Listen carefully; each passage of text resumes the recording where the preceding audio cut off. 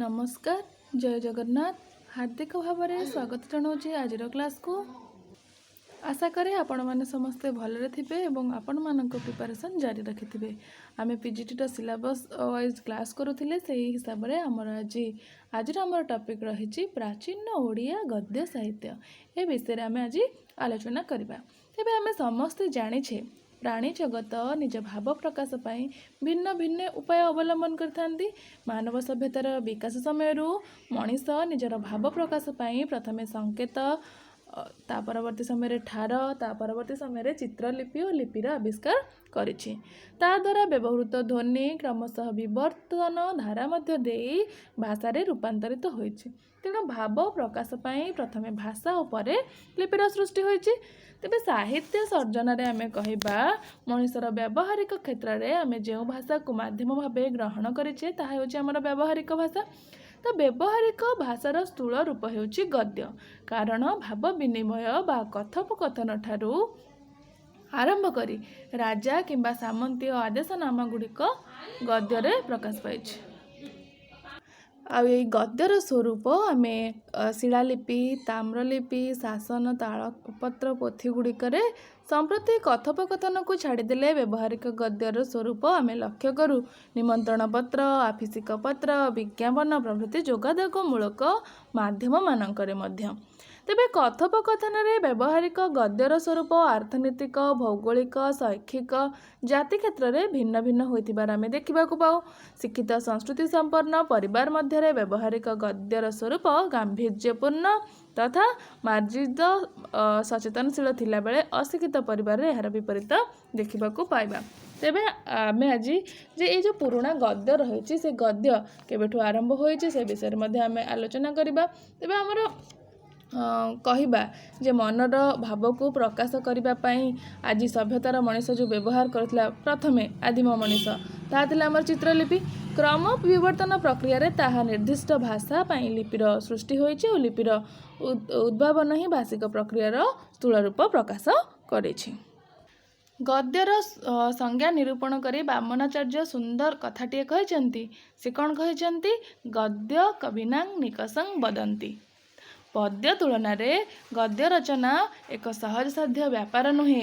भाषार उत्कृष्ट नांदनिकता गद्य माध्यम फुटी उठी थाए। साहित्य संरचनार आद्य ओंकार पद्यरू आरंभ।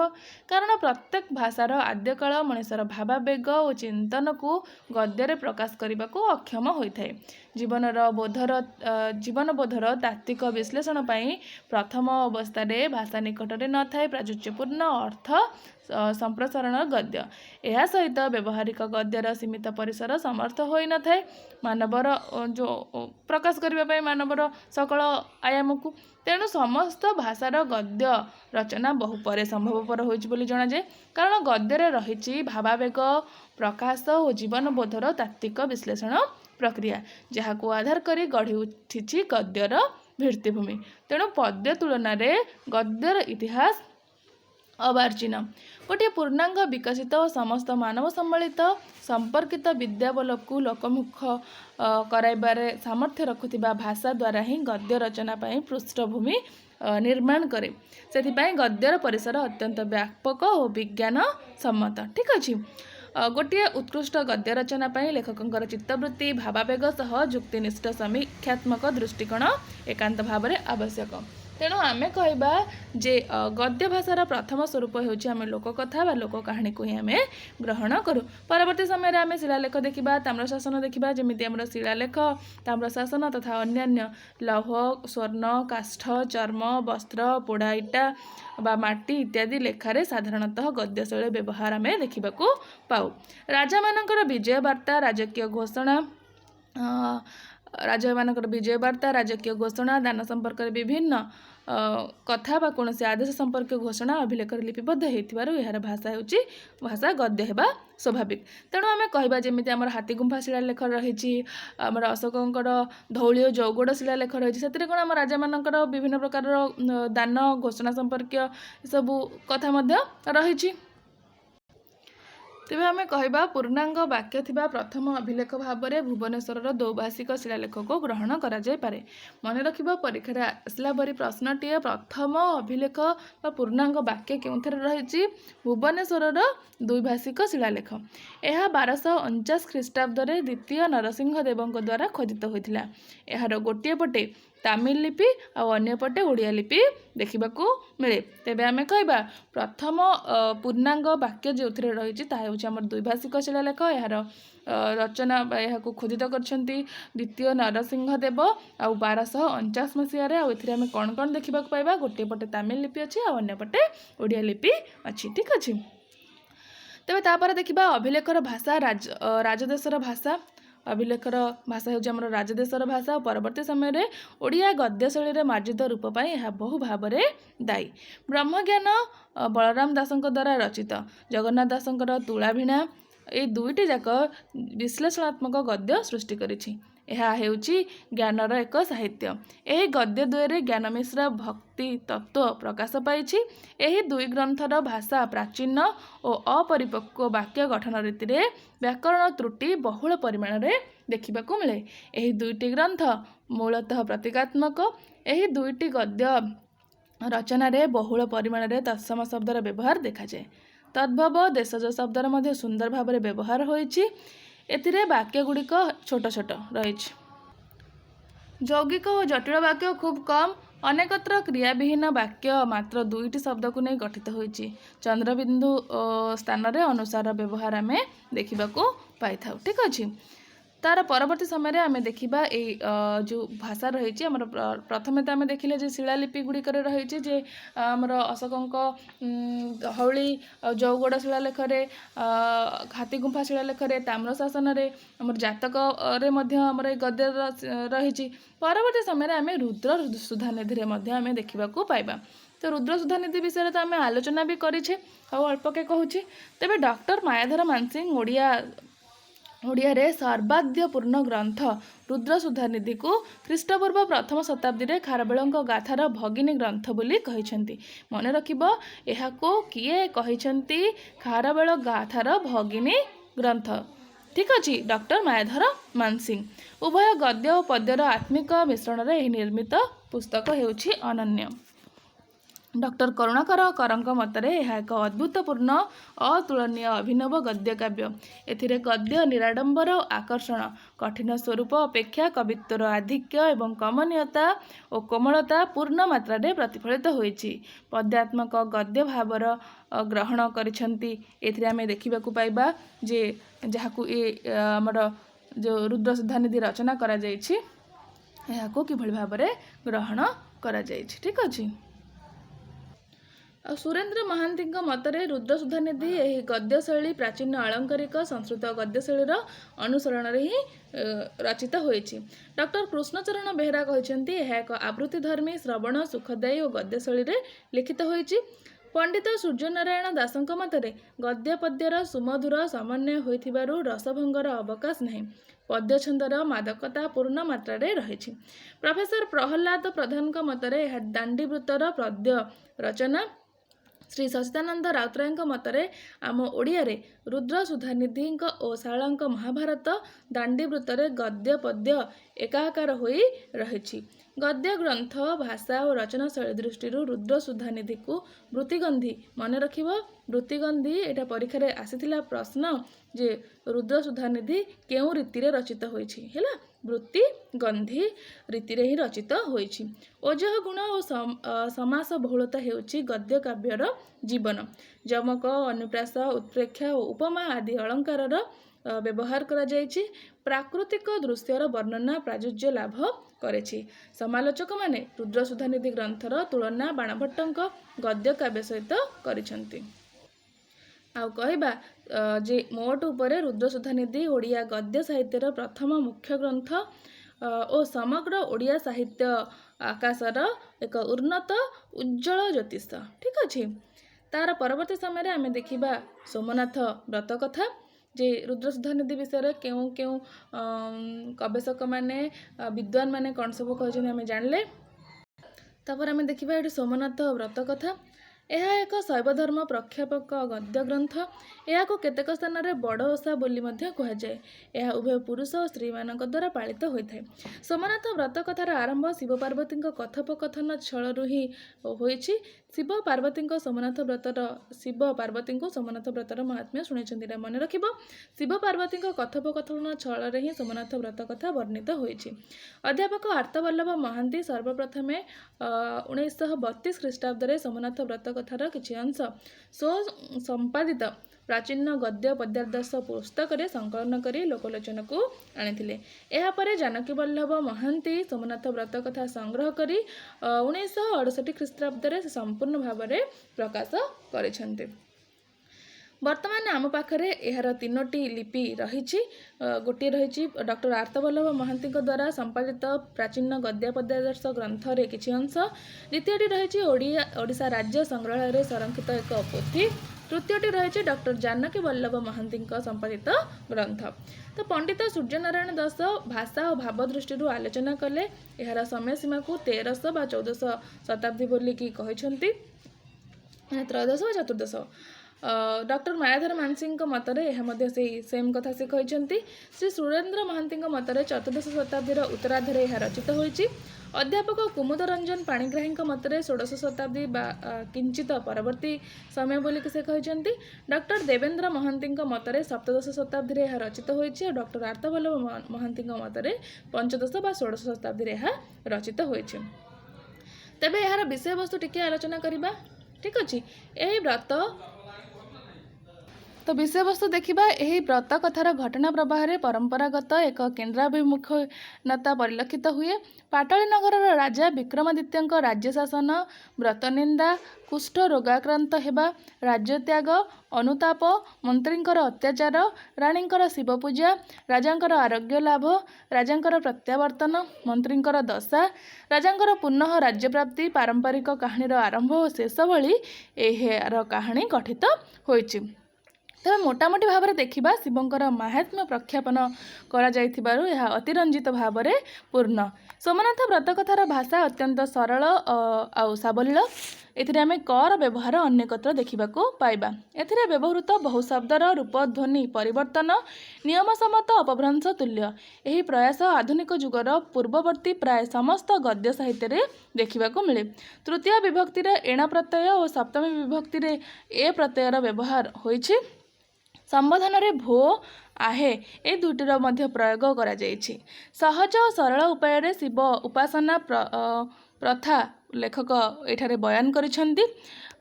ସୋମନାଥ ବ୍ରତ କଥା ମୁଖ୍ୟତଃ ଏକ ସକାମ ବ୍ରତ। ଲୋକମାନେ ନିଜ ନିଜର କାମନାର ପୂର୍ଣ୍ଣତା ପାଇଁ, ଯେମିତିକି ଆମେ କୌଣସି ପ୍ରକାରର ଆମ ମନର ଯେଉଁ ୱିଶ୍ ରହିଛି ଯାହାକୁ କହୁଛେ ଆମେ, ତ ସେ ୱିଶ୍କୁ ଫୁଲଫିଲ୍ କରିବା ପାଇଁ ଆମେ ଭଗବାନଙ୍କୁ ଡାକୁଥାଏ। ତ ସେ ଶିବଙ୍କୁ ହିଁ ପ୍ରାର୍ଥନା କରନ୍ତି। ଏହି ବ୍ରତର ପୂଜାବିଧି ତଥା ନିୟମକୁ ଲେଖକ ନିଖୁଣ ଭାବରେ ବର୍ଣ୍ଣନା କରିଛନ୍ତି। ତେବେ ଏହି କେଉଁ ଦିନ ଆରମ୍ଭ ହୁଏ ମଧ୍ୟ ରହିଛି। ଭାଦ୍ରବ ଶୁକ୍ଲପକ୍ଷ ଷଷ୍ଠ ଦିନେ ଏହି ବ୍ରତ ଆରମ୍ଭ ହୋଇଥାଏ ଏବଂ ଦଶହରା ଦିନ ଏହାର ପରିସମାପ୍ତି ଘଟିଥାଏ। ସୋମନାଥ ବ୍ରତ କଥା ଷୋଡ଼ଶ ଶତାବ୍ଦୀର ଶେଷାର୍ଦ୍ଧରେ କିମ୍ବା ସପ୍ତଦଶ ଶତାବ୍ଦୀର ପ୍ରଥମାର୍ଦ୍ଧରେ ଲେଖା ହୋଇଥିବା ଭଳି ମନେ ହୁଏ। ତେବେ ଭାଷା ଦୃଷ୍ଟିରୁ ପଞ୍ଚସଖା ଯୁଗ୍ୟ ଗଦ୍ୟ ଭାଷାରୁ ଏହା ଉନ୍ନତ ଓ ଅତ୍ୟନ୍ତ ଭାବରେ ସରଳ। ପରବର୍ତ୍ତୀ ସମୟରେ ଦେଖିବା 32ର ସିଂହାସନ, ଆଉ ଏକ ଗଦ୍ୟ, ପ୍ରାଚୀନ ଗଦ୍ୟର। ଏହାର ଲେଖକ ହେଉଛନ୍ତି ଶିବଦାସ। ଡକ୍ଟର ଆର୍ତ୍ତବଲ୍ଲଭଙ୍କ ମତରେ ସେ ଏହି ଗ୍ରନ୍ଥର ଭାଷାକୁ ଅଧ୍ୟୟନ କରି ଶିବଦାସଙ୍କୁ ସପ୍ତଦଶ ଶତକର ଶେଷ ଭାଗ କିମ୍ବା ଅଷ୍ଟାଦଶ ଶତକର ପ୍ରଥମ ଭାଗ ବୋଲି ଅନୁମାନ କରିଛନ୍ତି। ଏହି ଗ୍ରନ୍ଥଟି ସପ୍ତଦଶ ଶତାବ୍ଦୀର ମଧ୍ୟଭାଗରୁ ଅଷ୍ଟାଦଶ ଶତାବ୍ଦୀର ପ୍ରଥମାର୍ଦ୍ଧ ଭିତରେ ରଚନା ହୋଇଥିବାର ଅନୁମାନ କରାଯାଏ। ତେବେ ଭାଷା ଦୃଷ୍ଟିରୁ ଏହା ବ୍ରହ୍ମଗୀତା ଓ ତୁଳାଭିଣା ଭାଷାଠାରୁ ଅତ୍ୟନ୍ତ ଭାବରେ ଉନ୍ନତ। କାହାଣୀ କହିବା ରୀତିରେ ଏହା ଲେଖାଯାଇଛି। ଏଥିରେ ଆମେ ଦେଖିବା 32ଟି କାହାଣୀ। ମନେ ରଖିବ ଯେ 32ର ସିଂହାସନ କହିଲେ ହିଁ 32ଟି କାହାଣୀ ବା 32ଟି କାହାଣୀ ଏଥିରେ ରହିଛି। ବିକ୍ରମାଦିତ୍ୟଙ୍କ ମହାନ ଗୁଣାବଳୀର ବର୍ଣ୍ଣନା ପୃଥକ ଭାବରେ 32ଟି ପିତୁଳିକୁ ଗୋଟିଏ ଗୋଟିଏ ଗଳ୍ପ ମାଧ୍ୟମରେ ବର୍ଣ୍ଣନା କରାଯାଇଛି। ଏହି ଗ୍ରନ୍ଥରେ ଆଦର୍ଶ ନୀତିକଥା ଦେବାରେ ଯେ ଲେଖକ ଶିବଦାସ ପ୍ରୟାସ କରିଛନ୍ତି। ଏଥିରେ ସଂସ୍କୃତ ଶବ୍ଦର କ୍ଲିଷ୍ଟତା ଦେଖାଯାଏ ନାହିଁ। ଏହା ଓଡ଼ିଆ ଶବ୍ଦ ରହିଛି, କଷ୍ଟ ଶବ୍ଦ ନାହିଁ। ଏଥିରେ ଚନ୍ଦ୍ରବିନ୍ଦୁ ସ୍ଥାନରେ ଅନୁସାର ମଧ୍ୟ ବ୍ୟବହାର ହୋଇଛି। 32 ସିଂହାସନରେ ସରଳ, ଯୌଗିକ ଓ ଜଟିଳ ବାକ୍ୟ ତିନୋଟି ଯାକ ବାକ୍ୟର ବ୍ୟବହାର ମଧ୍ୟ ରହିଛି। କର୍ତ୍ତା, କର୍ମ, କ୍ରିୟା ପ୍ରବୃତ୍ତିର ଯଥାଯଥ ବ୍ୟବହାର ହୋଇଛି। ଭାଷା ଓ ଶୈଳୀ ଦୃଷ୍ଟିରୁ ଯଦି ଆମେ ଦେଖିବା ଏହି 32 ସିଂହାସନର ଭାଷା ଅତ୍ୟନ୍ତ ଉଚ୍ଚକୋଟୀର ଆଉ ସରଳ ଭାବରେ କୌଣସି ପ୍ରକାର କ୍ଲିଷ୍ଟ ଶବ୍ଦ ମଧ୍ୟ ଏଥିରେ ବ୍ୟବହାର କରାଯାଇ ନାହିଁ ଏବଂ ଏଥିରେ ଆମର 32ଟି କଥା ରହିଛି। ଏଥିରେ ଆମର ଆଦର୍ଶ ନୀତି କଥା ବହୁତ ଗୁଡ଼ିଏ ଆମେ ଦେଖିବାକୁ ପାଇବା। ଠିକ୍ ଅଛି, ପରବର୍ତ୍ତୀ ସମୟରେ ଆଉ ଅନ୍ୟ ଏକ ଗଦ୍ୟକୁ ଦେଖିବା। ଅନ୍ୟ ଏକ ଗଦ୍ୟ ରହିଛି ଚତୁର ବିନୋଦ। ଠିକ୍ ଅଛି, ଦେଖିବା ଆମେ ଚତୁର ବିନୋଦ ରହିଛି। ଚତୁର ବିନୋଦ ଆଲୋଚନା କଲେ ତ ଆମକୁ ନିହାତି 1 ଘଣ୍ଟା ପାଖାପାଖିରୁ ଅଧିକ ହୋଇଯିବ। ତେଣୁ କେବଳ ମୁଁ ଖାଲି ଯେତିକି ଏକ୍ଜାମ୍ରେ ଆସିଲା ଭଳି ମେନ୍ ଇମ୍ପୋର୍ଟାଣ୍ଟ ପଏଣ୍ଟସ୍ ଗୁଡ଼ାକ ହିଁ ଲେଖିଛି। ଆଉ କେବେ ଆମେ ସମୟ ଥିଲେ ଚତୁର ବିନୋଦ ବିଷୟରେ ସମ୍ପୂର୍ଣ୍ଣ ଆଲୋଚନା କରିବା। ଅଷ୍ଟାଦଶ ଶତାବ୍ଦୀର ଶ୍ରେଷ୍ଠ କବି ଓ ଲେଖକ ଭାବରେ ସୁପରିଚୟ ହେଉଛନ୍ତି ଆମର ବ୍ରଜନାଥ ବଡ଼ଜେନା। ଢେଙ୍କାନାଳ ଜିଲ୍ଲାରେ ପିତା ବାଲୁଙ୍କେଶ୍ୱରଙ୍କ ଔରସରୁ ଜନ୍ମଗ୍ରହଣ କରିଥିଲେ। ଅନେକ ଗୁଡ଼ିଏ ସାହିତ୍ୟିକ କୃତି ତାଙ୍କର ରହିଛି। ସେ ସାହିତ୍ୟିକ କୃତି ମଧ୍ୟରେ ଯେ ଅନେକ ଗୁଡ଼ିଏ ସାହିତ୍ୟ କୃତି ରଚନା କରିଛନ୍ତି, ସେଥିମଧ୍ୟରେ ଚତୁର ବିନୋଦ କବିଙ୍କର ଅନବଦ୍ୟ କୃତି। କବିଙ୍କ ଶେଷ ଜୀବନ ସମ୍ପର୍କରେ ସମାଲୋଚକ ଶ୍ରୀଯୁକ୍ତ ସୁଧାକର ପଟ୍ଟନାୟକ ଲେଖିଛନ୍ତି, ଏପରି ଭାବରେ ଦୁଃଖ ଦୈନ୍ୟ ମଧ୍ୟରେ ବାଣୀ ଆରାଧନା କରି ସମ୍ଭବତଃ 65 କିମ୍ବା 70 ବର୍ଷ ବୟସରେ ଆନୁମାନିକ 1795 ଖ୍ରୀଷ୍ଟାବ୍ଦରେ ହିଁ କବି ବ୍ରଜନାଥ ବଡ଼ଜେନା ପ୍ରାଣତ୍ୟାଗ କରିଥିବେ ବୋଲି ଅନୁମାନ କରାଯାଏ, କିନ୍ତୁ ସଠିକ୍ ତଥ୍ୟ ମିଳି ନାହିଁ। ତେବେ ଚତୁର ବିନୋଦ କବିଙ୍କର ପ୍ରଥମ ଗଦ୍ୟ ରଚନା। ମନେ ରଖିବ, ବ୍ରଜନାଥ ବଡ଼ଜେନାଙ୍କର ପ୍ରଥମ ଗଦ୍ୟ ରଚନା ହେଉଛି ଚତୁର ବିନୋଦ।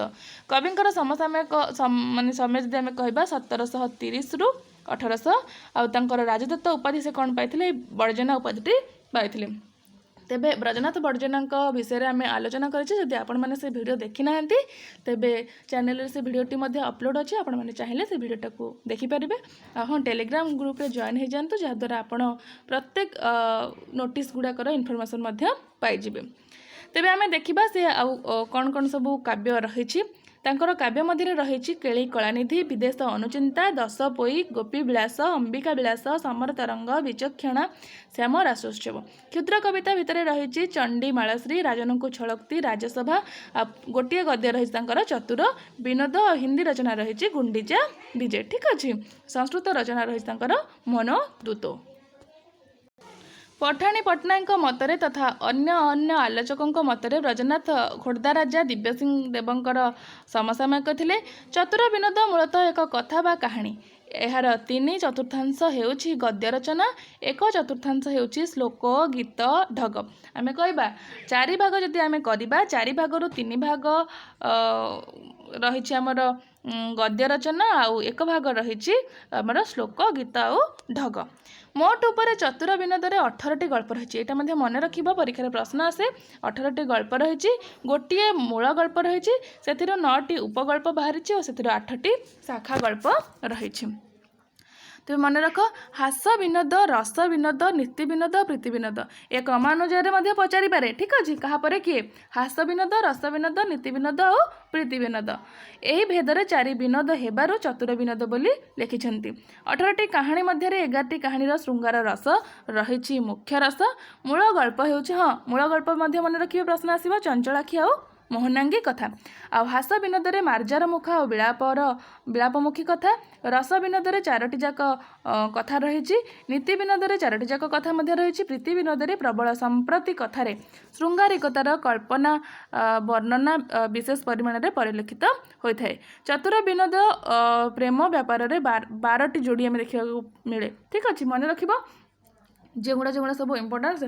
18ଟି ଗଳ୍ପ ରହିଛି, ଗୋଟିଏ ମୂଳ ଗଳ୍ପ, 9ଟି ଉପଗଳ୍ପ, ଆଉ ସେଥିରେ 8ଟି ମଧ୍ୟ ଶାଖା ଗଳ୍ପ ରହିଛି। ଆଉ ହାସ ବିନୋଦ, ରସ ବିନୋଦ, ନୀତି ବିନୋଦ, ପ୍ରୀତି ବିନୋଦ ଏଇଭଳି ଭାବରେ କ୍ରମ ଅନୁଯାୟୀ ବି ପ୍ରଶ୍ନ ଆସେ। ଠିକ୍ ଅଛି, ତ ଦେଖିବା ଏଥିରେ ଯେଉଁ 12ଟି ଯୋଡ଼ି ଆମେ ଦେଖିବାକୁ ପାଉଛେ, କିଏ ସେ 12ଟି ଯୋଡ଼ି? ପ୍ରଥମେ ରହିଛି ମୋହନାଙ୍ଗ ଆଉ ଚଞ୍ଚଳାକ୍ଷୀ, ମାର୍ଜାର ମୁଖ ଓ ବିଳାପମୁଖୀ, ତରୁଣକାନ୍ତ ଓ ହେମାଙ୍ଗୀ, ନର୍ମଦା ଓ କିଶୋରଚନ୍ଦ୍ର, ସୁବଳ ସିଂହ ଓ ରତିପ୍ରିୟା, ଗିରିଧାରୀ ଦତ୍ତ ଓ ମଞ୍ଜରୀ, କୁନ୍ଦୁରେଖା ଓ ପଣ୍ଡୁରିକ, ଭ୍ରମଣ ସିଂହ ଓ ତରଙ୍ଗ ନୟିନୀ, ବିନୋଦ କନ୍ଦ ଓ ରତ୍ନପ୍ରଭା, ବଳିମୁଖା ଓ ବିନୋଦିନୀ, ନେତ୍ରମଣ୍ଡଳ ଓ ଚିତ୍ରାଙ୍ଗୀ, କେଳେଗୁପ୍ତ ଓ ଖଞ୍ଜନୀ। ଏହି 12ଟି ଯୋଡ଼ି ଆମେ ଦେଖିବାକୁ ପାଉ। ତ ଏମାନଙ୍କ ମଧ୍ୟରୁ ପଣ୍ଡୁରିକ ଓ କୁନ୍ଦରେଖା, ଚିତ୍ରାଙ୍ଗୀ ଓ ନେତ୍ରମଣ୍ଡଳ ଏ ଭିତରେ ଦୈହିକ କାମନାର ତୀବ୍ରତା ଦେଖାଯାଏ ନାହିଁ। ସେମାନେ ବିବାହ ପାଇଁ ପ୍ରତିଶ୍ରୁତିବଦ୍ଧ ହୋଇଛନ୍ତି। ଚତୁର ବିନୋଦ କଥାରେ ସମୁଦାୟ 57 ଜଣ ପୁରୁଷ, ହଁ ମନେ ରଖିବ ମଧ୍ୟ ଏଇଟା 57 ଜଣ ପୁରୁଷ 22 ଜଣ ନାରୀ ଚରିତ୍ରର ନାମ ଉଲ୍ଲେଖ କରାଯାଇଛି। ମାନବ ଚରିତ୍ର ବ୍ୟତୀତ ପଶୁପକ୍ଷୀ ମଧ୍ୟ କଥା ପ୍ରସଙ୍ଗରେ ଆସିଛନ୍ତି। ବିମ୍ବ ଓଷ୍ଠ, ଶୁକ, ଚିତ୍ରକଣ୍ଠିକା, କୁଞ୍ଜଗଳି ସାରି, ଚନ୍ଦ୍ରଜ୍ୟୋତି ହଂସ, କୁଶପାଦ ବକ, ନନ୍ଦିନୀ ଗାଈ, ମଧୁମତ କେଳିକନ୍ଦ, ଗୁରୁନାଦ ଷଟ୍ପଦ ଓ ଗନ୍ଧଲୋକ ନାମକ 5ଟି ଭ୍ରମର, 18ଟି ରାଜ୍ୟ, ନଗର ତଥା ଦ୍ୱୀପର ମଧ୍ୟ ନାମ ଉଲ୍ଲେଖ କରାଯାଇଛି। 4ଟି ନଦୀର ନାମ ମଧ୍ୟ ଉଲ୍ଲେଖ କରାଯାଇଛି ଓ ଗୋଟିଏ ପର୍ବତର ନାମ ଉଲ୍ଲେଖ କରାଯାଇଛି। ଠିକ୍ ଅଛି, ମନେ ରଖିବ 18ଟି ରାଜ୍ୟ ବା ନଗର ବା ଦ୍ୱୀପ ଆଉ 4ଟି ନଦୀର ନାମ ଉଲ୍ଲେଖ କରାଯାଇଛି ଏବଂ ଗୋଟିଏ ପର୍ବତର ନାମ ଉଲ୍ଲେଖ କରାଯାଇଛି। ଶବ୍ଦରେ ରେଫ୍ର ଆଗମନ ରହିଛି, ଯେମିତି ଶାଗୁଣାକୁ ସାର୍ଗୁଣା ହୋଇଛି। ହର୍ଷଇ ସ୍ଥାନରେ ବେଳେବେଳେ ଦୀର୍ଘଇର ମଧ୍ୟ ବ୍ୟବହାର ହୋଇଛି, ଯଥା କିଣିକୁ କିଣି କେମିତି ଭାବରେ ବ୍ୟବହାର ହୋଇଛି ପୁଣ୍ଡରିକ ଯେଉଁଠି ହର୍ଷଇ ବସିବା କଥା ସେଭଳି ସେଇଠି ସ୍ଥାନରେ ଦୀର୍ଘଇ ହୋଇଛି। ଏକବଚନରେ ଦ୍ୟୁତି ପ୍ରୟୋଗ ହୋଇଛି, ଦ୍ୟୁତି ମାନେ ଦ୍ୱିତୀୟତ, ଯେମିତି ନ ସ୍ଥାନରେ ଲ ଓ ଲ ସ୍ଥାନରେ ନର ମଧ୍ୟ ବ୍ୟବହାର ହୋଇଛି। 16 ଜଣ ରାଜବଂଶୀୟ ବ୍ୟକ୍ତି 3 ଜଣ ରାଣୀଙ୍କ ସମ୍ପର୍କରେ ମଧ୍ୟ ବର୍ଣ୍ଣନା କରାଯାଇଛି। ଠିକ୍ ଅଛି, ତ ଦେଖ ଏଇଠି ସେ କଥା ମଧ୍ୟ ମୁଁ ଭଲ ଭାବରେ ଲେଖି ରଖିଛି, ଯଦି ଆପଣ ଚାହିଁବେ ତାହେଲେ ୟାକୁ ମଧ୍ୟ ସ୍କ୍ରିନଶଟ୍ ମାରିପାରିବେ। ଠିକ୍ ଅଛି, ଦେଖ ଆମର ମୂଳ କଥା ଯେମିତି ରହିଛି ମୋହନାଙ୍ଗ ଓ ଚଞ୍ଚଳାଙ୍କ କଥା କାହାଣୀଟି ରହିଛି। ତାର ପରବର୍ତ୍ତୀ ସମୟରେ ମୋହନାଙ୍ଗ ଚଞ୍ଚଳାକ୍ଷୀକୁ କହିଛି ହାସ ବିନୋଦ। ଦେଖ କ୍ରମାନୁସାରେ ହାସ ବିନୋଦ, ତାପରେ ଆମର ରସ ବିନୋଦ, ତାପରେ ଆମର ନୀତି ବିନୋଦ, ତାପରେ ଆମର ପ୍ରୀତି ବିନୋଦ। ହାସ ବିନୋଦରେ କ'ଣ ହୋଇଛି ନା ମାର୍ଜାର ମୁଖ ଓ ବିଳାପମୁଖୀ କଥା କାହାଣୀ ରହିଛି, ତାକୁ ଆମେ ଗାଲ ଗଳ୍ପ ବୋଲି ମଧ୍ୟ କହିଥାଉ। ମାର୍ଜାର ମୁଖ ବିଳାପମୁଖୀକୁ ମଧ୍ୟ କହିଛି ରାଜକୀର୍ତ୍ତି ଚନ୍ଦ୍ରଙ୍କର ସଭାରେ 4 ବନ୍ଧୁଙ୍କର କଥା, ଯାହାକୁ ଆମେ ପଦ୍ୟ କାହାଣୀ ବୋଲିକି ମଧ୍ୟ କହିଥାଉ। ରସ ବିନୋଦରେ ତରୁଣକାନ୍ତ ଓ ହେମାଙ୍ଗୀ କଥା ବା କାହାଣୀ ରହିଛି। ରସପୁର ବୈଦ୍ୟ କହୁଛି ନର୍ମଦା ମୂଷିକ କଥା କାହାଣୀ ରହିଛି, ସେଠି ମାଳତୀ ବ୍ରାହ୍ମଣୀ କହିଛି। ଛୋଟା ଦ୍ୱାରୀ କଥା କାହାଣୀ ରହିଛି, ଛୋଟା ଦ୍ୱାରୀ ଏଥିରେ କହିଛି। ମଞ୍ଜରୀ ଗିରିଧାରୀ ଦତ୍ତ କାହାଣୀ ମଧ୍ୟ ରହିଛି। ନୀତି ବିନୋଦରେ କୁନ୍ଦରେଖା ଓ ପଣ୍ଡୁରିକ କଥା କାହାଣୀ ରହିଛି, ଏଠି ବିମ୍ବ ଓଷ୍ଠ ଶୁଆ କହିଛି। ଚିତ୍ରକଣିକା ସାରି ମଧ୍ୟ କହିଛି। ଗୁଣଗୌରା ରାଜା ଓ ମଙ୍ଗଳ ରୂପ ବଣିଆ କଥା ରହିଛି, ଏଠି ରୂପକ କାହାଣୀ ରହିଛି। ଚିତ୍ରାଙ୍ଗୀ ଓ 3 ବଧୂଙ୍କ କଥା ରୂପ କଥା ରହିଛି। ବିମ୍ବ ପ୍ରାପ୍ତି କଥା ରୂପକ କାହାଣୀ ରହିଛି। ତାପରେ ଆମେ ଦେଖିବା ପ୍ରୀତି ବିନୋଦରେ ଷଠ ପ୍ରୀତି ରହିଛି କାହାଣୀ, ସେ ଗୋଟେ ଉପଦେଶାତ୍ମକ କାହାଣୀଟିଏ। ନାପିତ କହିଛି ଏଥିରେ। ଜ୍ୟୋତିର୍ପୁଞ୍ଜ କଥା ରହିଛି, ସେ ମଧ୍ୟ ଗୋଟେ କାହାଣୀ। ଦୃଷ୍ଟ ପ୍ରୀତି ନୀତିର କାହାଣୀ ରହିଛି। ନୀତି ପ୍ରୀତି କାହାଣୀ ରହିଛି। ସହଜ ପ୍ରୀତି କାହାଣୀ ରହିଛି। କାର୍ଯ୍ୟଘେନା ପ୍ରୀତିର ମଧ୍ୟ କାହାଣୀ ରହିଛି। ପ୍ରବଳ ଷଠ ପ୍ରୀତି କାହାଣୀ ମଧ୍ୟ ରହିଛି। ଠିକ୍ ଅଛି, ତାପରେ ଆମେ ଦେଖିବା ମୂଳ ଗଳ୍ପଟା କ'ଣ ରହିଛି।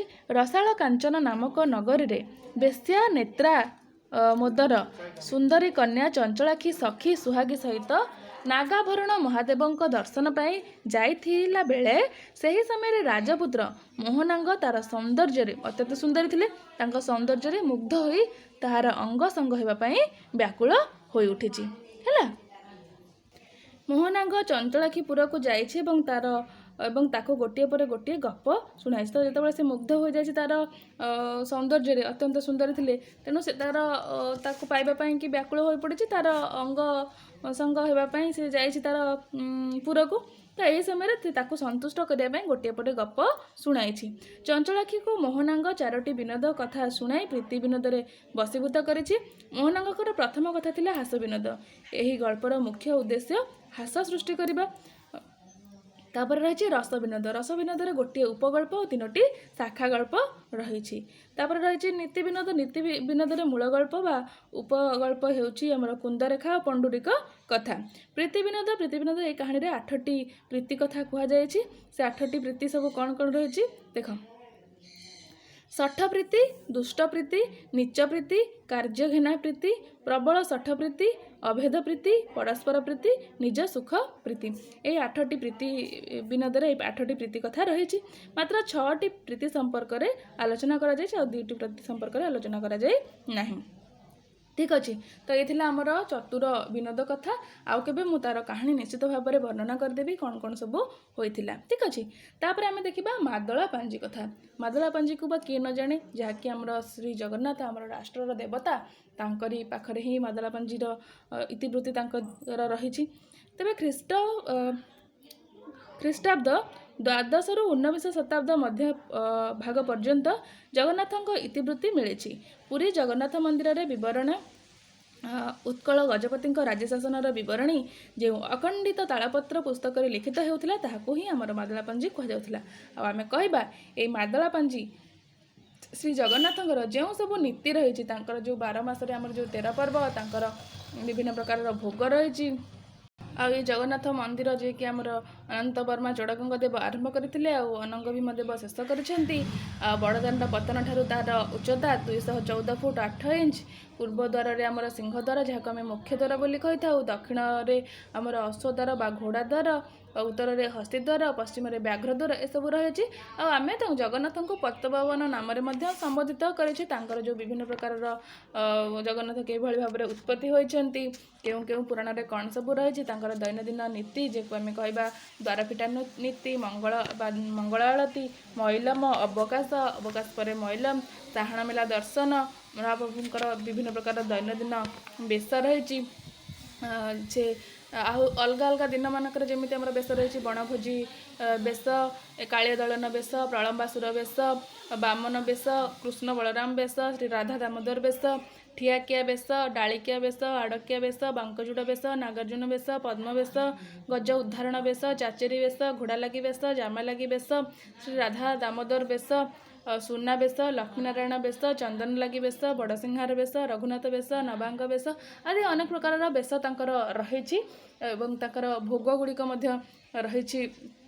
तो आम कहवा जमीती आमर गोपाल बल्लभ भोग, सकाळ धूप, छत्र भोग, मध्याह्न धूप, संध्या धूप, बड़सिंहार धूप, ये समय कि भाव में भोग व्यवस्था रही से सब विषय संपूर्ण बरणी आम ये देखा पाई था। यह व्यतीत गजपति महाराजंकर जो सब रही राज्यशासन कि भाव में से करुले तार बरणी जो अखंडित तालपत्र गुड़िक लिखित होती आम ताकू ही मादला पांजी कही था। अर्थात आम मादला पांजी श्री जगन्नाथंकर समस्त नीति नियम, तांकर जो बेश परंपरा, ये सब प्रथा परंपरा संस्कृति रहा सहित गजपति उत्कल गजपतिंकर राज्य शासन समस्त बरणी आम ये पाई था।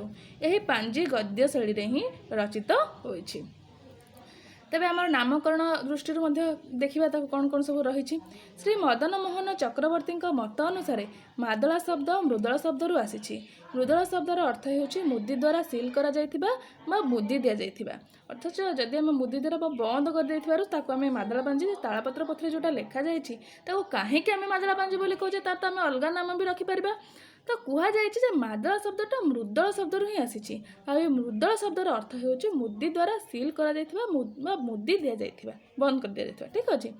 परवर्ती समय रामप्रसाद चंद 1927 मसीह से एक इंग्राजी प्रबंध से लिखिं मादला हेउची एक प्रकार वाद्ययंत्र। यही वाद्ययंत्र आकृति सह सादृश्य रखी अखंडित तालपत्र गुड़िक लेखि सेगुड़िक एकत्र रखा यार नामकरण यह भाव में धारण कर। तो रमाप्रसाद चंद कहते जेहेतु तालपत्र गुड़िक किसी भाव में खंड होइनी, गुड़ा हो बाजा भाई वाद्ययंत्र परिका देखा यार नाम यह भाव में रखा जाइछि।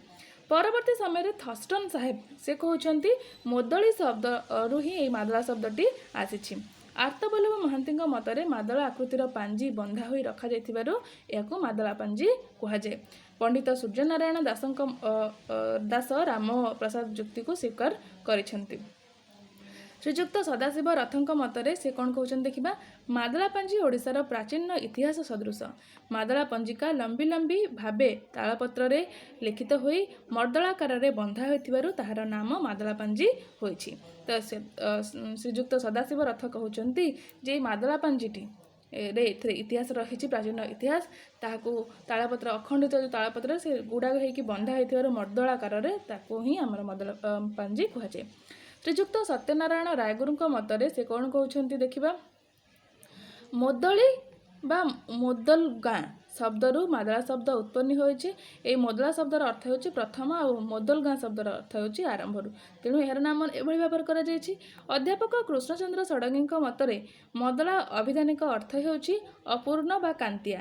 ଶ୍ରୀ ଜଗନ୍ନାଥଙ୍କ ଅସମ୍ପୂର୍ଣ୍ଣ ଥିବାରୁ ତାଙ୍କୁ ମାଦଳା କୁହାଯାଏ। ଯେହେତୁ ଜଗନ୍ନାଥ ଅଧା ଗଢ଼ା ହୋଇଛନ୍ତି, ତେଣୁ ତାଙ୍କର ଯେଉଁ ନୀତି ନିୟମ ପ୍ରଥା ପରମ୍ପରା ଏସବୁ ବେଶଭୂଷା ଭୋଗ ଏସବୁ ରହିଥିବାରୁ ଜଗନ୍ନାଥଙ୍କ ବିଷୟରେ ସମସ୍ତ ବିବରଣୀ ରହିଥିବାରୁ ଏହା ଅସମ୍ପୂର୍ଣ୍ଣ ରହିଥିବାରୁ ତାହାକୁ ଆମେ ମାଦଳା ବୋଲିକି କହିଥାଉ। ତେବେ ଅନେକ ସମୟରେ ଅନେକ ଗବେଷକମାନେ ଅନେକ ବିଦ୍ୱାନମାନେ ଏହି ମାଦଳା ଶବ୍ଦକୁ ନେଇ ଅନେକ ପ୍ରକାରର ମତ ଦେଇଛନ୍ତି। ତେବେ ଆମେ ଦେଖିବା ଏହି ପାଞ୍ଜିକୁ ଆମର ଦୁଇ ଭାଗରେ ବିଭକ୍ତ କରାଯାଇଛି। ଗୋଟିଏ ହେଉଛି ଦେଉଳକରଣ ଆଉ ଗୋଟେ ହେଉଛି ତଢ଼ାଉକରଣ। ଦେଉଳକରଣ ଦେଉଳ ସଂକ୍ରାନ୍ତୀୟ ସମସ୍ତ ବିବରଣୀ ଯେଉଁ ପୋଥିରେ ରହିଛି ତାହାକୁ ଯେଉଁ ପାଞ୍ଜିରେ ରହିଛି ଆମେ ତାହାକୁ ଦେଉଳକରଣ ବୋଲି କହିଥାଉ। ତଢ଼ାଉକରଣ କହିଲେ ରାଜାଙ୍କ ସଂକ୍ରାନ୍ତୀୟ ବିବରଣୀ, ଅର୍ଥାତ୍ ରାଜାଙ୍କର ରାଜାଦେଶ କିଭଳି ରହିଛି, ରାଜ୍ୟ ଶାସନ କରିବାର ବିବରଣୀ ରହିଛି, ପ୍ରଜାମାନଙ୍କୁ ଦଣ୍ଡ ଦେବା କିଭଳି ଭାବରେ କେଉଁ ଲଘୁଦଣ୍ଡ ରହିଛି କି ଗୁରୁଦଣ୍ଡ ରହିଛି, ତାଙ୍କର ଅପରାଧ କିଭଳି ଭାବରେ ରହିଛି, ସେ କିଭଳି ଭାବରେ ରାଜ୍ୟକୁ ଶାସନ କରୁଛନ୍ତି, ଏ ସମସ୍ତ ବିବରଣୀ ଆମେ ସେଥିରେ ଦେଖିବାକୁ ପାଇଥାଉ। ତେବେ ପାଞ୍ଜିର ଗୋଟିଏ ନକଲ ଶ୍ରୀମନ୍ଦିର ଓ ଅନ୍ୟ ନକଲଟି ରାଜାଙ୍କ ପାଖରେ ରହିଥାଏ। ତେବେ ଗୋଟିଏ ନକଲ ଆମର ଶ୍ରୀ ଜଗନ୍ନାଥଙ୍କ ମନ୍ଦିରରେ ରହିଥାଏ ଓ ଅନ୍ୟ ନକଲଟି ଗଜପତି ରାଜାଙ୍କ ପାଖରେ ହିଁ ରହିଥାଏ। ତାପରେ ଆମେ ଦେଖିବା ଏହି ଯେଉଁ ରହିଛି ଆମର ମାଦଳା ପାଞ୍ଜି, ଏହାର ମାଦଳା ପାଞ୍ଜିର ସମୟ ସୀମାକୁ ନେଇକି କ'ଣ ସବୁ ଦେଖାଦେଇଛି।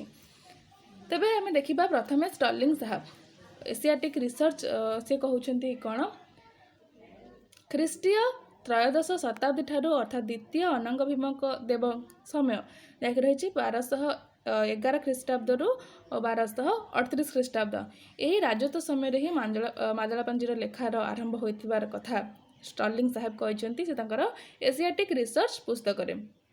ତ୍ରୟୋଦଶ ଶତାବ୍ଦୀ ଠାରୁ ଅର୍ଥାତ୍ ଯେତେବେଳେ ଦ୍ୱିତୀୟ ଅନଙ୍କ ଭୀମ ଦେବ ରାଜ୍ୟ ଶାସନ କରୁଥିଲେ ସେହି ସମୟରେ ହିଁ ମାଦଳା ପାଞ୍ଜି ଲେଖା ଆରମ୍ଭ ହୋଇଛି।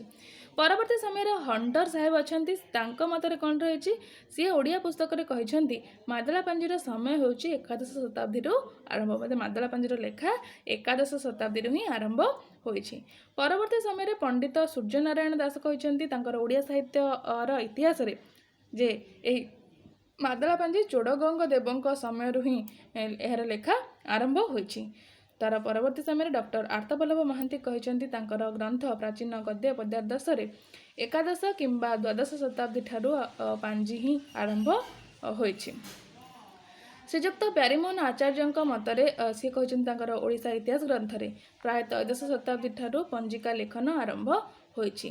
ଶ୍ରୀଯୁକ୍ତ କୃପାସନ୍ଧୁ ମିଶ୍ର ତାଙ୍କର ପୁସ୍ତକ ଓଡ଼ିଆ ଇତିହାସରେ ସେ କହୁଛନ୍ତି ଚୋଳଗଙ୍ଗଙ୍କ ଆଦର୍ଶରେ ଏହା ଲେଖା ଆରମ୍ଭ ହୋଇଛି। ଡକ୍ଟର ମାୟାଧର ମାନସିଂଙ୍କ ମତରେ ଏହି ମାଦଳା ପାଞ୍ଜିର ସମୟ ଆରମ୍ଭ ହେଉଛି ଦ୍ୱାଦଶ ଶତାବ୍ଦୀରେ। ଡକ୍ଟର କୁଞ୍ଜ ବିହାରୀ ତ୍ରିପାଠୀଙ୍କ ମତରେ ଏହି ଆରମ୍ଭ ପଞ୍ଚଦଶ ଶତାବ୍ଦୀରେ। ଶ୍ରୀ ଅନିରୁଦ୍ଧ ଦାସ ଡଗର ଜାନୁଆରୀ 1869ରେ ତାଙ୍କର ଯେଉଁ ପ୍ରବନ୍ଧ ରହିଛି ସେହି ପ୍ରବନ୍ଧରେ ସେ ରଚନା କରିଛନ୍ତି ଚୋଡ଼ଗଙ୍ଗ ଦେବ ମାଦଳା ପାଞ୍ଜି ଲିଖନର ପ୍ରଥମ ପ୍ରବର୍ତ୍ତକ। ରମାପ୍ରସାଦ ଚନ୍ଦ୍ର କହିଛନ୍ତି ଷୋଡ଼ଶ ଶତାବ୍ଦୀର ପୂର୍ବର। ଡକ୍ଟର ହରେକୃଷ୍ଣ ମହତାବ କହୁଛନ୍ତି ଷୋଡ଼ଶ ଶତାବ୍ଦୀର। ଡକ୍ଟର ବଂଶୀଧର ମହାନ୍ତି କହୁଛନ୍ତି ମୋଗଲମାନେ ଓଡ଼ିଶା ଯେତେବେଳେ ଆସିଛନ୍ତି ସେହି ସମୟରେ ଏହା ଲେଖନ କରାଯାଇଛି। ତେବେ ଆମେ ଦେଖିଲେ ଯେ ଅନେକ ପ୍ରକାରର ଗବେଷକମାନେ ଅଛନ୍ତି, ଅନେକ ପ୍ରକାରର ବିଦ୍ୱାନମାନେ ଆସିଛନ୍ତି, ଅନେକ ପ୍ରକାରର ପରିବ୍ରଜକମାନେ ମଧ୍ୟ ଆସିଛନ୍ତି ଯିଏକି ଏହି ମାଦଳା ପାଞ୍ଜି କେଉଁ ସମୟରେ ଲେଖା ତାହାକୁ ନେଇକି ଅନେକ ପ୍ରକାରର ଯୁକ୍ତି ତାଙ୍କ ମଧ୍ୟରେ ଦେଖାବାକୁ ପାଏ। ଯେ ଯେମିତି କୁହାଯାଏ ନାନା ମୁନିଙ୍କର ନାନା ମତ, ଠିକ୍ ସେହିଭଳି ଭାବରେ ଏହି ମାଦଳା ପାଞ୍ଜିର ସମୟ ସୀମାକୁ ନେଇକି ଅନେକ ଗବେଷକ ଅନେକ ବିଦ୍ୱାନମାନଙ୍କ ମତରେ ମତଭେଦ ଦେଖା ଦେଇଛି। ତାପରେ ଆମେ ଦେଖିବା ଏହାର ଭାଷା ଆଉ ଶୈଳୀ କିଭଳି ରହିଛି। ଡକ୍ଟର ଆର୍ତ୍ତବଲ୍ଲଭ ମହାନ୍ତିଙ୍କ ମତରେ ମାଦଳା ପାଞ୍ଜିର ଭାଷା ସରଳ, ଭାଷା ଏକାଦଶ ଓ ଦ୍ୱାଦଶ ଶତାବ୍ଦୀ ମଧ୍ୟରେ ହିଁ ରହିଛି। ପଣ୍ଡିତ ସୂର୍ଯ୍ୟନାରାୟଣ ଦାସଙ୍କ ମତରେ ମାଦଳା ପାଞ୍ଜିର ଭାଷା ଅତି ପ୍ରାଚୀନ ଓ ସରଳ, ଏକାଦଶ ଶତାବ୍ଦୀର ମଧ୍ୟଭାଗ ସମୟରେ ଏହି ଭାଷାର ସ୍ୱରୂପ ରହିଛି।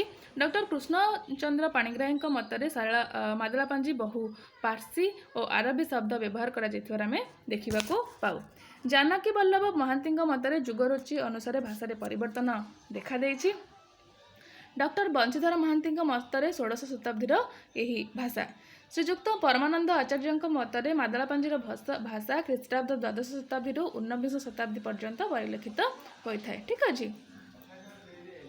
तेबे आमे देखिबा पांजिरे अनेक गुड़िया शब्द व्यवहार करा जायछि। प्राचीन ओडिया शब्द रही, जापानिक शब्द रही, इंग्रेजी शब्द मध्य रही, आमर विभिन्न शब्द थिबार। तो प्राचीन ओडिया शब्द मध्य हाथ, एंथु, अइलाकु, ज्ञातव, परमेश्वर, सोमेन्द्र, पेशिकस, आज्ञा, मनीष, पाग, पृथ्वी इत्यादि अनेक गुड़िया ओडिया शब्द व्यवहृत होइछि। जापानिक शब्द मध्य पतिसा, मुगल, फौज, पठाण, काजी, बेग, हजूर, फेराद, खलीफा, नवाब, खलासा इत्यादि व्यवहृत करा जायछि। इंग्रेज शब्द मध्य रही जनरल, मिल, गवर्नमेंट इत्यादि। द्राविड़ शब्द मध्य रही माढ़, बाटी, माण इत्यादि अनेक गुड़िया शब्द आम मादला पांजिरे व्यवहृत होइतिबार देखिबाकू पाइबा। कर्तवाच्य प्रथमा विभक्ति बहुवचन चिन्ह ए माने व्यवहृत होइतिबार मध्य आमे देखिबाकू पाऊ।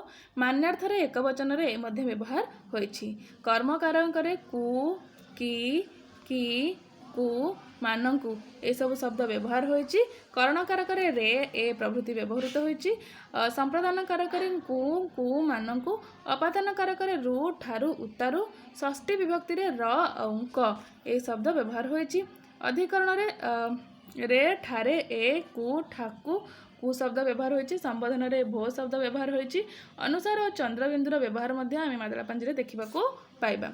मादला पांजिरे तीन प्रकार भाषा परिलक्षित होइथिबार देखिबाकू पाइबा। गोटे होछि मुदुलर भाषा, जहाँ संस्कृत शब्द रही बहुल मात्रा रे आमे कहबा काव्यादर्श और जटिल भाव रही। गोटे रही घोषणार भाषा, जे क्षुद्र क्षुद्र वाक्यर समिश्रण, पूजा पद्धति, चिट्ठी इत्यादि यही भाषा रे रही घोषणार भाषा। साधारण भाषा अत्यंत सरल और सुबोध सर्वजन यहाँ बुझी पारुथिले।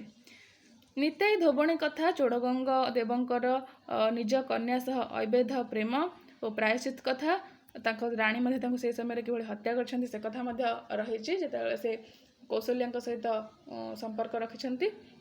बौद्ध ब्राह्मण और ब्राह्मण परीक्षा कथा, अनंग भीम देवंक समय पशु पाळ कथा, शिवेई सान्तरा जाउखिया कथा, जेतेबेले हमर कोणार्क मंदिर निर्माण पाई से जो शिवेई सान्तरा जेते पत्थर पकई से पत्थर सब भासी जाइए मझे जेहेतु पकई जो से बण मध्य अत्यंत वर्षा हो अंधकार हो जाए से जंगल मध्य गोटे बुढ़ी मौसी घर करते से जाऊ खाया देती शिवेई सान्तरा मझी जो जाऊ आरंभ कर खाइबा तो से बुढ़ी माँ तो जानी से शिवेई सान्तरा बोली से कही शिवेई सान्तरा परिका मझुरू कौन खाऊच मझुरू खाइले हाथ पड़ज सैड्रु सैड्रु खाइले जमी से बुझीपार परवर्ती समय से कोणार्क मंदिर कर अंध दैता दास कथा, कपिलेन्द्र देव समय नाग साप प्रसंग प्रधान कथा मान आम देखा अनेक मात्रा रे पाई थाउ। ठीक अच्छे।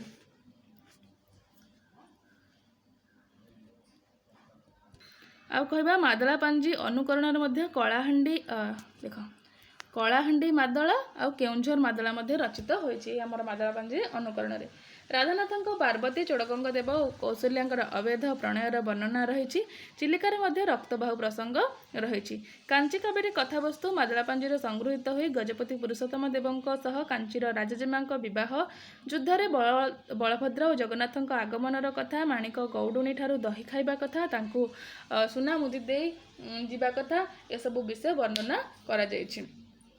बलराम दासंक जगमोहन छांद, चक्रपाणी पट्टनायकर गुंडीचा चांपू, कृपा सिंधु दासंकर चतुर्धा मूर्ति, जगन्नाथ दासंकर नित्य नीलाद्री विलास, दारुब्रह्म गीता, चांद दासंकर गोपीचंदन, रामचंद्र देवंकर अभिनव इंद्रद्युम्न, सुरेन्द्र महांतींकर नीलशैल और नीलाद्री विजय, रामशंकर रायंकर कांची कावेरी नाटक, गोदावरीश मिश्रंकर पुरुषोत्तम देव, कालीचरणंकर कांची अभियान ए समस्त जो सब आम देखिले जो नाटक हो काव्य हो कविता हो ए सबू आमर मादला पांजीर कथावस्तु मादला पांजीर कथावस्तु ही संगृहित करी लेखा जाइछि।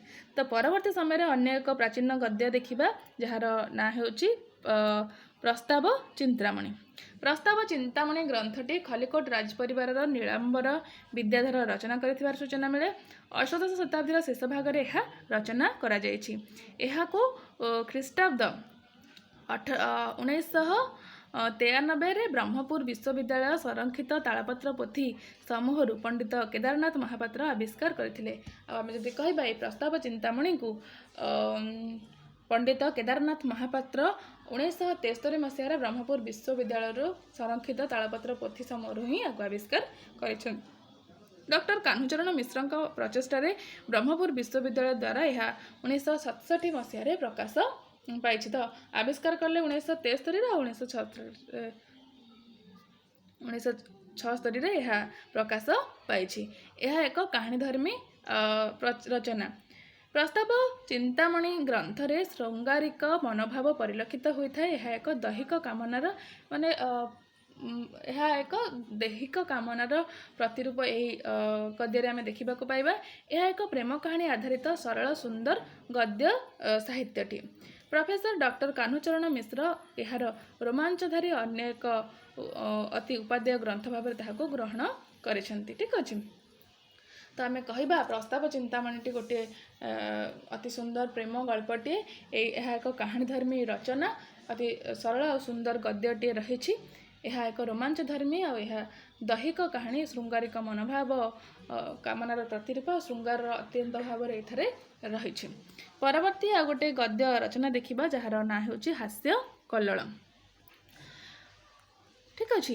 अष्टादश शताब्दीर शेषार्धे जन्मित ओडिया साहित्य जगतर अन्यतम श्रेष्ठ कवि बलदेव रथ कवि सूर्य आम जहाँ कहूँ तांको द्वारा यह गद्य रचना होता जार नाम हूँ हास्य कल्लोल।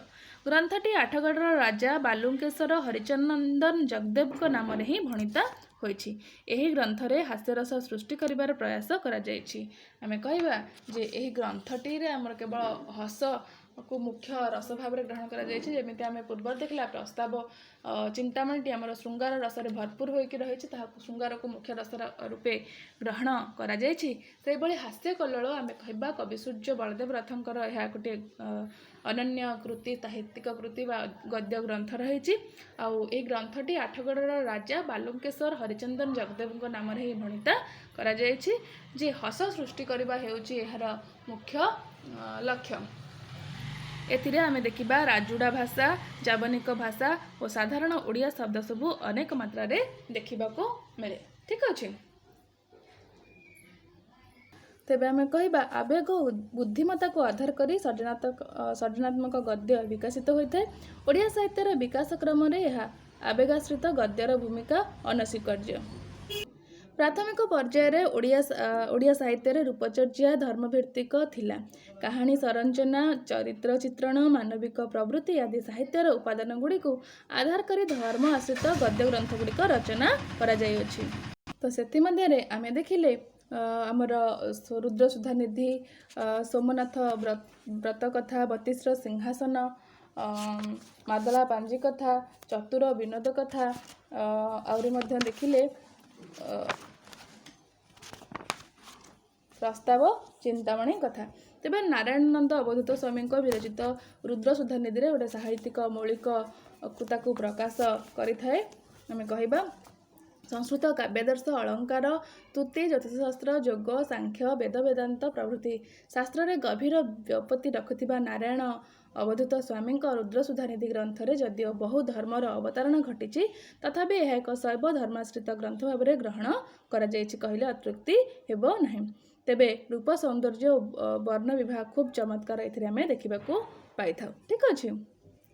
और सोमनाथ व्रत कथारे मध्य आमे देखिले जे राजा व्रत को निंदा करिथिबारु किभरि कोष्ठ रोगाक्रांत होइछन्ति एवं एथिरे मुक्ति पाइबा पई कापुडिया मानक परामर्श को मध्य वर्णना करा जायछि। परवर्ती समय रे रानी तांकु एही रोगरु किभरि बाहर को आनिछन्ति। परवर्ती समय 32 सिंहासन रे मध्य आमे देखिले से मध्य गोटे उत्कृष्ट साहित्यर नमूना। इथिरे मौलिक रचना नुहे किंतु यह 32 सिंहासन गोटे गल्प आधार रे शिवदास यह रचना करथिले। यह मौलिकता मध्य प्रदर्शन करिथाय। चतुर विनोद मध्य ओडिया साहित्यिक गद्यर एक श्रेष्ठ सृष्टि। बहु शास्त्र दर्शिता और बहु भाषा संपर्क में परिचित थिबा ब्रजनाथ बड़जेनांकर यह एक गद्य सृष्टि अनन्य। तेबे आमे कहबा समस्त गद्य किभଳି भाबरे प्राचीन गद्य आमर साहित्य को आहुरी माने वृद्धि करिबारे सहायक होइछन्ति। तेबे एथिला आमर ओडिया प्राचीन ଓଡ଼ିଆ गद्य विषय आम संपूर्ण भाव में आलोचना कले। आशा करुँची आपण मानक मो क्लास भल लगी। जदि मो क्लास भल लगी था तेज कमेंट सेक्शन में मत जानवाक अनुरोध। जदि आपण मध्य किसी समस्या रही जाऊँगी तेबे से समस्या को मत कमेंट माध्यम जनातु। मुझे समस्यार निश्चित भाव में समाधान करने को चेष्टा करी। आउ हाँ, जदि आपण मैंने मो क्लास रे किए भी नुआ अच्छा तेबे चैनल टी को सब्सक्राइब करूँ और पाखर थिबा बेल आइकन को प्रेस करूँ, जहाँद्वारा आम पोस्ट करुवा प्रत्येक वीडियो नोटिफिकेशन आपण मानक पाखक प्रथम ही पहुँचब। हाँ, जीवा पूर्व एतिकी कही रखी चैनल टी को लाइक करने को आदम भूलें। आपण सांगसाथी सहित सेयार करूँ। पीजीटी प्रत्येक क्लास सिलेबस वाइज प्रत्येक क्लास कौन प्रकार आपण मान पे करने को पड़ोनी। प्रत्येक क्लास यूट्यूब रे ही अवेलेबल रहा। ठीक अच्छे, धन्यवाद समस्त को। आज क्लास को ये रखुच्छी, पुणी देखा आपण मान सहित अन्य एक वीडियो रे। ठीक अच्छे, से पर्यंत मत विदाय दिंतु। नमस्कार, जय जगन्नाथ।